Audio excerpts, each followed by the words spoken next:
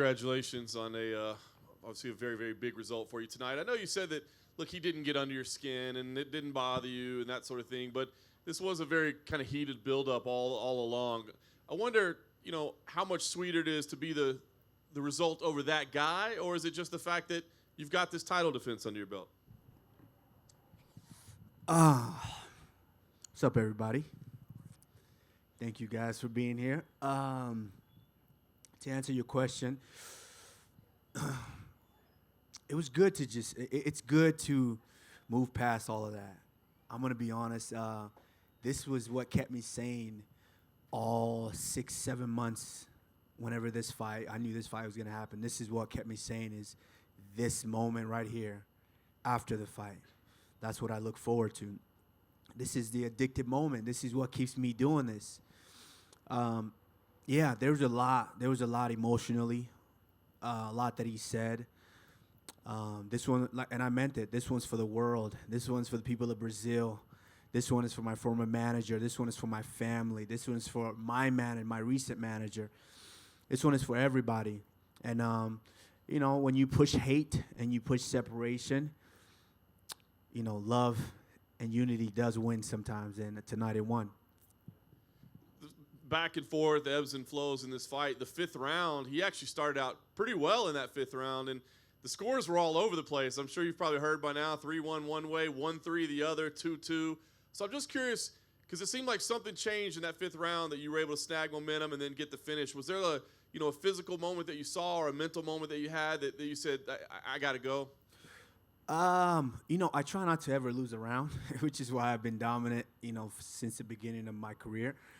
I think in there, like I said, when I say I'm self-made, I mean my mind.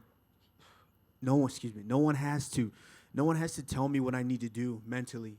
I do this for the sheer fact of me competing, and everyone since this fight got signed, this Kobe's gas tank has got a crazy gas tank. My motherfuckers, I got a gas tank too. What are y'all talking about? And once we got in there, after that third round, I'm looking across. I'm barely breathing hard. And I'm like, where's this gas tank at? Everybody's talking about this gas tank. Where's this gas? I was actually waiting for him to wrestle, but I knew that he knew if he wrestled with me, he was going to gas out, and I was going to knock him out a lot quicker than that. Tyron Woodley has better accolades wrestling than he does, and you saw what happened in that fight. He knew he couldn't wrestle with me. And striking with me, that was his best chance, and, we saw what happened there. Probably no surprise he didn't love the stoppage, but I'm not anybody that loses. Oh, he didn't? He didn't. But what did you think? I mean, you're right there on top of it. Tell us what you saw and what you thought of the stoppage. Oh, he was leaking under there. He was hurt bad.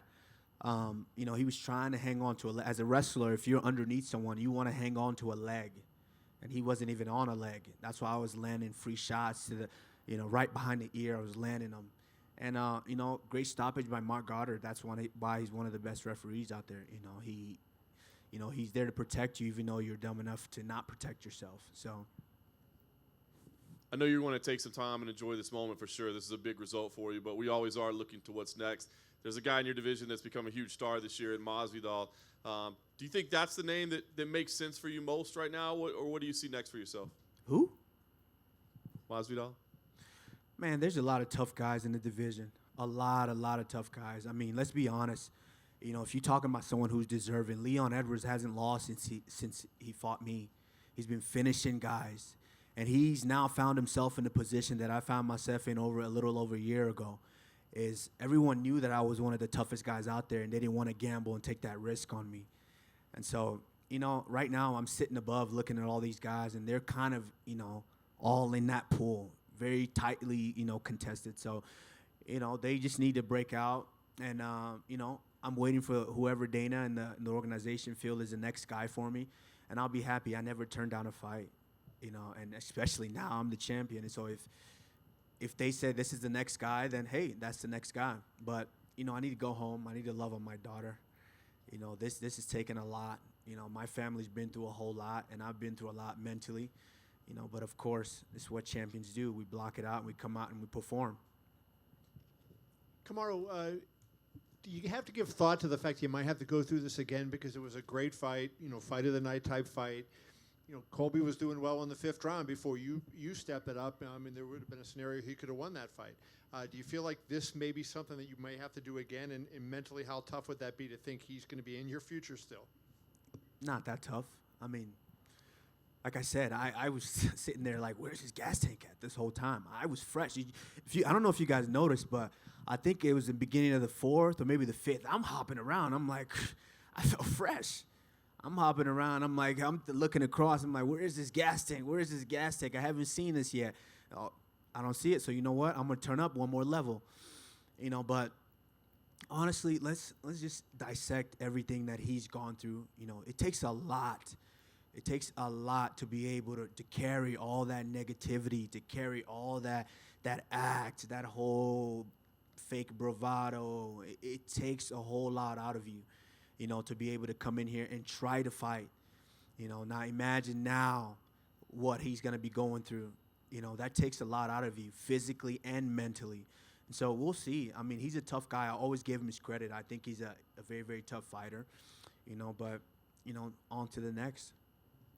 Any idea what punch or kick maybe broken his jaw? I have no idea. I was going in there just to try to take his head off. This was a bona fide mano-a-mano fight. He said a lot of things, and and I wanted to make him pay. I said all week I was gonna punish him for 4.5 rounds, and I was gonna get him out of there. That's exactly what I did. Did you know the jaw was broken? No, I didn't care. I was gonna keep trying to hit him till I stopped him.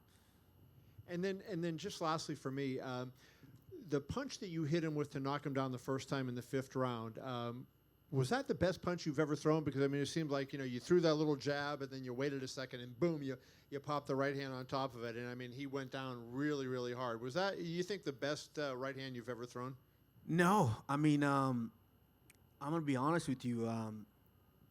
It was just a matter of me just kind of, looking. Like, the whole time I was rushing a lot. Like, so that fight looked closer, right? It looked closer than a lot of people thought.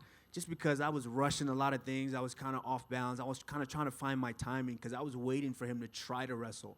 I knew he would be in trouble if he did. So he didn't. He wanted to stand with me and go mano-a-mano. And, he surprised me a little bit. He was hitting me with shots, and I was like, oh, shit, this motherfucker, he got some things. I knew he was a tough kid, but if you guys noticed, that was the same right hand I hit Damian Maia with. It's not really, I didn't really step into it, not full power. It was just a matter of seeing what he's doing, kind of slip around and just stick it straight through like a javelin, and then boom, I hit him and it sat him down. It's not even my best punch, too. That's probably like my 3rd or 4th best punch. Come over here to your right. End of the 1st round and the 2nd round quite a bit. You started working the body a lot. Do you feel like that paid dividends later on in the fight? Yeah, I'm a good body puncher, and I kind of caught myself headhunting a little bit more just because, like I said, it was a mano-a-mano fight, But yeah, once I go to the body, I love going to the body, and once I started going to the body, I knew he couldn't take too many of them because I hit hard to the body, very, very hard, and I just knew he couldn't take too many more of those. There was the eye poke in the 3rd round, and then there was the end of the 3rd round where he accused you of poking him in the eye. It didn't look like on the replay there was an eye poke there, but what happened in that sequence? And then you guys kind of got in each other's face a little bit. No, we were exchanging, and it wasn't a deliberate. I know he didn't do it on purpose. It wasn't a straight on eye poke like that. His finger kind of was curled, and it caught the top, like in the top of my eyelashes, into my eye, and and I couldn't see momentarily, but then I started opening my eyes and I could see, but I was still kind of glazed over, and I'm asking the doc, like, just wipe this shit off so I can keep going, so I can get going, and he's trying to talk to me, are you okay? Wipe the shit off, let me get going, so eventually he did. He was complaining about an eye poke, but it wasn't an eye poke. I know it wasn't an eye poke. And so that's why I said, who's breaking now? He likes to say guys are breaking, and I'm like, who's breaking now? Because I know damn well that wasn't no eye poke. And were there any key moments you think in the fight that were momentum changing or anything like that? Yeah, there was a couple. Once I, he got a couple of flurries in there. He landed a couple of combinations, and they just kind of, there were punches that boom, boom, they kind of hit me, but they didn't hurt me or anything like that. I was just kind of calculating and taking it in, like, damn, okay, he worked on his boxing. He got a little shit here, But I started hitting him to the body, and I could feel him kind of. I'm like, oh, Nelly, I'm coming. Do you remember when that was, when you felt that? I think in the third round, a couple of times in the third round, I hit him with the right to the body, boom, and he was just like, and I'm like, ooh, it's gonna be a long night, And so I just kind of put my foot on the gas, and I wanted to get him out of there, and God willing, we did. We got it out of there. And then the last thing for me, the crowd was chanting USA, and it seemed like it was for him. You're an American citizen. You've been here for a It's long for me too. What you talking about? They was chanting USA for me. Let's be honest. I've said it time and time again. I'm more American than him. I am what it means to be an American. I'm an immigrant that come here and work my ass off tirelessly to get to the top, and I'm still prevailing. And so that's what it means to be an American. It's not necessarily, just because you're born here, you feel privileged is what it means to be an American. No. I told him, none of these guys work harder than me. That's what it means to be an American. I work my ass off, and I'm going to continue to work my ass off, and obviously with good integrity. I don't have to walk around like a punk and say certain things and abuse the whole country, abuse the whole world, and talk about people and religions and things like that. I don't have to, I'm going to walk with integrity, because at the end of the day, I want everyone that's watching me, every eye that's on me, to look at me and say, you know what? That's what we want to be. That's the example that we like. And so, I'm more American than him. So when they were chanting USA, you damn sure better believe that was because of me. Kamaru, talking about the body attack right over here, right in the middle, right over here. Here you go. I really liked what I saw you doing there. Why do you think we don't see more of that in MMA? You got to test it to their trainers, whoever's fighting. If their trainers work with them and attacking the body, then, hey, they'll do it. I guess you practice what you preach. So if you go in there and you want to fight like that, then you better practice it. And you were staying diligent. You were punching to the body and you were kicking to the body. That's one thing I noticed. You kept focused on that. And they say kill the body and the head will go. So I really like that. Was there a point that you were unsure about how the fight was going to end? You started out good, and then he came back at you. You stayed very composed. But did you have an idea early on that you were the better striker? A lot of people said you weren't going to be the better striker. Oh, yeah, I knew for sure I was a better striker. I've had some injuries in previous fights, and so, like, guys, I'm being honest with you guys. I'm the best wrestler in the division by far. I'm the toughest guy in the division by far. And some of those other guys, I could get away with just wrestling and breaking these guys. But this one was a little more personal. This one I wanted to be mano a mano. If I wanted to take him down, I could have taken him down in there. I faked down a couple of times, and he bit on him pretty good. And I'm just like, I could get it, but you know what? No, let's stand up. This is mano a mano. I need to get him out of there. Did he ever hurt you with anything? No, he never hurt me, but he hit me with a couple of shots, and got my attention. Like, you better get on your P's and Q's. This dude, he came to fight. So he never hurt me with anything, but I knew I hurt him with a couple of shots. Last question for me. Colby himself, as well as some media sources, were talking about the fact that you were the one that had the pressure on you. Everyone hated him. No one cared. People didn't necessarily expect he could win, but everyone wanted you to win. As you were saying, guys, everywhere you went were saying, you got to beat this guy down. You got to kill this guy. How much pressure did you feel? How heavy was it on your shoulders that you absolutely had to beat this man? It was a lot of pressure. Let's be honest. No one wants to lose to that guy. Come on, guys. No one wants to lose to that guy. So it was a lot of pressure, but hey, guys, this is what champions do. You have to be able to withstand all that pressure. You got to rise to the occasion, and you've got to show everyone why you're the champion. And I did that tonight. Must be a good feeling, though, to get that pressure off your back right now. Absolutely. Get that monkey off my back. Congratulations. Thank you. Kamaru, to your right. Is it more satisfying to earn the belt, or is it more satisfying to keep the belt, to defend it? Well, I think I earned the belt both times. So, that's more satisfying. A lot of guys think about, once they get the belt to become champion, they're like, oh, I need to defend it. I need to defend it. Right from the beginning of the time, once I got this belt, my goal was to never think about defending Because if you're defending, you're feeling like, oh, I need to hold on to this. I need to hold on to this. So when guys get in there, they don't really let go because they just don't want to lose. They're like, oh, I don't want to lose this. No, each and every time I step in there, I'm fighting like I'm a new contender. And so I'm going to continue to do that, as long as my body lets me do it. Earlier this week, you said that Leon Edwards was the toughest competitor that you faced. Do you feel that way still, having known that Kobe fought the good portion of that fight with a broken jaw? Yeah. Yeah, because, with Kobe, I only had to use one arsenal to fight him tonight. Leon Edwards, he's a guy that, you got to wrestle him sometimes. He's very, very sharp. He's a tough, talented guy. I'll give him his props. So in order for me to break Leon Edwards, I had to wrestle him sometimes. But, when I mix it up, these guys can't hang with me right now. So I'm just going to go back to the drawing board. I'm going to continue to grow and get better and be the champion that everybody wants to see. And finally, do you find it poetic at all that he's going to have his mouth wired shut? Hey, you said it right on the money. You hit it right on the money. At the end of the day, honestly, I'm going to be real with you guys. Before I step into that cage, I pray every time. I pray not just for my safety, I pray for their safety as well. And, it's unfortunate that he has to go back home and wire that jaw shut. But, hey, the pressure was on him tonight. You said a lot of things, so you have to come in there and you have to back it up. And so, he was humbled. I like to think he was humbled, but, I wish him the best. No ill will, onwards and upwards.